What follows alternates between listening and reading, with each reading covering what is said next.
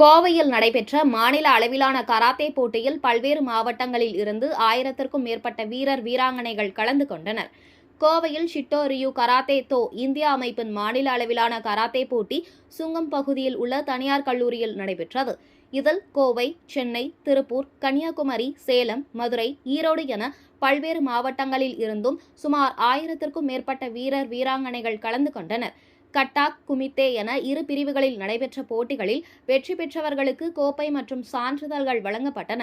முன்னதாக போட்டிகளை தமிழக சிறுபான்மை ஆணைய உறுப்பினர் முகமது ரபி துவக்கி வைத்து பேசினார். அப்போது பேசிய அவர், மாணவர்கள் கராத்தே போன்ற தற்காப்பு கலைகள் மற்றும் விளையாட்டுகளில் கவனம் செலுத்துவதால் ஒழுக்கம், மனதைரியம், தன்னம்பிக்கை அதிகரிக்கும் என தெரிவித்தார்.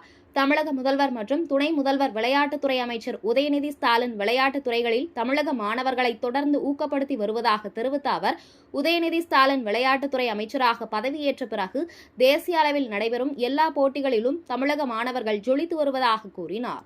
தொடர்ந்து பேசிய அவர், கராத்தே விளையாட்டை தமிழக முதலமைச்சர் கோப்பை விளையாட்டில் இணைக்க வேண்டும் என கேட்டுக் கொண்டார்.